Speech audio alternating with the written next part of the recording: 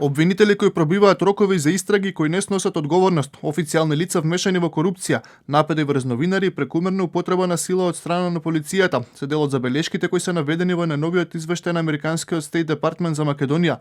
Во документот се забележува дека постои голем притисок врз судиите, несоодветно финансирање на правосудството и обвинителството и дека сето тоа влијае врз довербата која народот ја има врз оваа институција. Но исто така се забележува и дека владата демонстрира поголема почит за независноста и непристрасноста на судството во споредба со претходните години.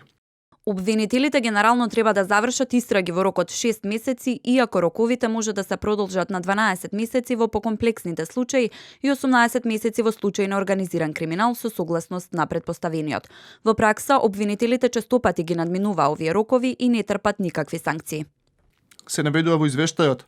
Во однос на корупцијата, во документот се нагласува и дека постојат извештаи за официјални лица кои биле мешани во корупција.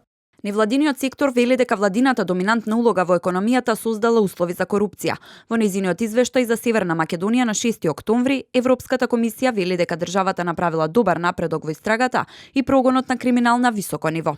Членови на безбедносните сили исто така направиле злоупотреби, вклучувајќи прекумерна употреба на сила од страна на полицијата и затворските чувари. Само во изминатава година биле поднесени 30 жалби од затворени и приведени лица за наводна физичка злоупотреба, бруталност и тортура.